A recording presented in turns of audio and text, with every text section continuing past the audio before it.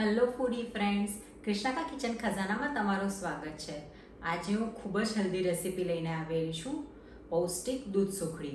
મારા દાદી નાના મોટા પ્રસંગમાં એમને પણ અમારા માટે આ સુખડી અવશ્ય બનાવતા. તો ચલો રેસીપી જોઈ લઈએ. જો તમને મારા વિડીયોઝ પસંદ આવતા હોય તો લાઈક કરો, શેર કરો ને સબસ્ક્રાઈબ કરો. પૌષ્ટિક દૂધ સુખડી માટે સૌથી પહેલાં મેં અહીંયા 1.5 કપ જેટલો ઝીણો રોટલીનો લોટ લીધો છે અને 1/3 કપ આપણે કકરો ઘઉંનો લોટ લીધો છે. કકરો લોટ લેવાથી ખૂબ જ સરસ ભભરી આપણી સુખડી રેડી થશે. જો તમને કરકરી સુખડી ના પસંદ હોય તો તમે કકરો લોટ અવોઇડ કરી શકો છો અને 1.5 કપ જેટલો આપણે ઝીણો રોટલીનો લોટ લઈ શકો છો. હવે આપણે 1.5 કપ લોટની સામે 1 કપ ઘી લઈશું. અત્યારે આપણે 1 સ્પૂન જેટલું ઘી પેનમાં લઈશું. હવે ઘીની અંદર મેં મિક્સ નટ્સ લીધા છે. તમે તમારા ફ્લેવરના નટ્સ લઈ શકો છો, મગજતરી લઈ શકો છો, સનફ્લાવર સીડ્સ લઈ શકો છો. તમને જે પસંદ સીડ્સ હોય, ડ્રાયફ્રૂટ્સ હોય એ તમે એની અંદર એડ કરી શકો છો. હવે આપણે મીડિયમ ફ્લેમ ઉપર ડ્રાયફ્રૂટ્સને રોસ્ટ કરીશું ઘીની અંદર. તમે ડ્રાયફ્રૂટ્સને માઇક્રોવેવની અંદર પણ રોસ્ટ કરી શકો છો. મિક્સ નટ્સ આપણા રોસ્ટ થઈ ગયા છે. હવે આપણે આનો પાવડર બનાવવાનો છે, તો આપણે મિક્સી જારની અંદર લઈ લઈશું. નટ્સને હવે આપણે પલ્સ મોડ ઉપર ગ્રાઇન્ડ કરીશું. પાવડર રેડી છે. હવે સેમ પેનની અંદર બીજું 1 કપ ઘી લઈ લઈશું. ઘી ગરમ થઈ ગયું છે. હવે આપણે 1/3 કપ જે કકરો લોટ લીધો હતો એ એડ કરીશું.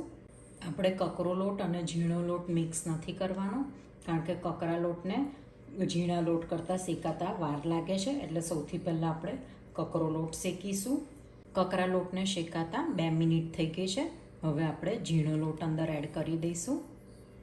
હવે ઝીણા લોટને મિક્સ કરીને પ્રોપર આપણે એને શેકાવા દઈશું. લોટને આપણે પ્રોપર થોડોક ડાર્ક કલર થાય ત્યાં સુધીને શેકવાનો છે. અત્યારે ટોટલ મેં 1.5 કપ જેટલો લોટ લીધો છે, કકરો અને ઝીણો લોટ મિક્સ થઈને, અને એની સામે મેં 1 કપ ઘી લીધું છે. તમે 1 કપ ઘીની સામે 2 કપ લોટ પણ લઈ શકો છો, પરંતુ આવી રીતના શેકવામાં ઘણી વખત પ્રોબ્લેમ આવે છે, તો પાછળથી ઘી એડ કરવું પડે છે. તો બને તો 1 કપ ઘીની સામે 1.5 કપ ઘઉંનો લોટ લેશો તો ખૂબ જ ઇઝીલી લોટ આવી રીતના શેકાશે. સુખડી એ ખૂબ જ પૌષ્ટિક આહાર ગણવામાં આવ્યો છે.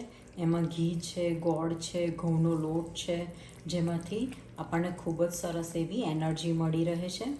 ઇન શોર્ટ આપણે કહીએ કે આ આપણી દાદી નાનીની ન્યુટ્રી બાર છે. અત્યારે આપણે કેટલા ઘણી બધી જગ્યાએ ન્યુટ્રિશન બાર જોતા હોઈએ છીએ, પણ આ પહેલાંના જમાનાના ન્યુટ્રી બાર જ આપણે ગણી શકીએ છીએ. ઘઉંનો લોટ આપણે મીડિયમ ફ્લેમ ઉપર જ શેકવાનો છે. હવે જો આવી રીતના બબલ્સ આવવા લાગ્યા છે અને આપણે ફરવીએ તો આપણને એકદમ લાઇટ ફીલ થાય છે. લોટનો કલર હવે ચેન્જ થવા લાગ્યો છે ધીમે ધીમે. હવે આપણે એની અંદર એડ કરીશું ડ્રાયફ્રૂટનો પાવડર. હવે પ્રોપર આપણે એને મિક્સ કરી લઈશું. તમે એની અંદર કોપરાનું છીણ પણ ઉમેરી શકો છો, અને તમારે જો વરિયાળી એડ કરવી હોય તો આપણે જ્યારે ડ્રાયફ્રૂટ્સ શેકતા હોઈએ ત્યારે જ એની અંદર વરિયાળી એડ કરી દેવાની, તો ખૂબ જ સરસ એની ફ્લેવર આવશે. હવે આપણે ગેસ બંધ કરી દઈશું.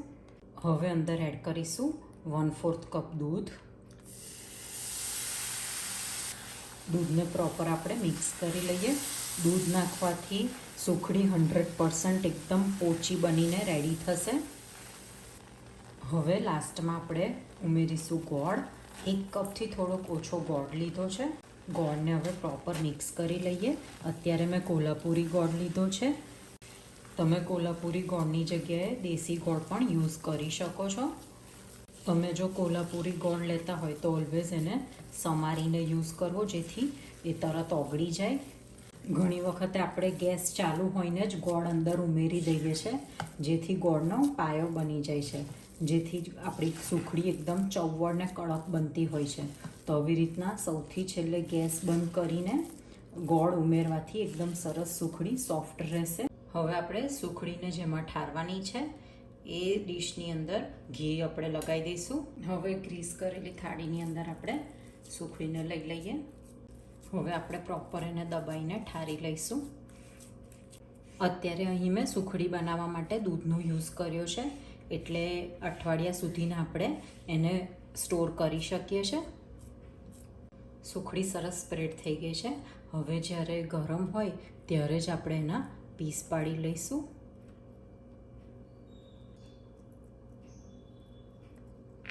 હવે આપણે એને 1 કલાક સુધીને ઠંડી થવા દઈશું. 1 કલાક થઈ ગયો છે અને સુખડી સરસ ઠંડી થઈ ગઈ છે. હવે આપણે એને બહાર કાઢી લઈશું.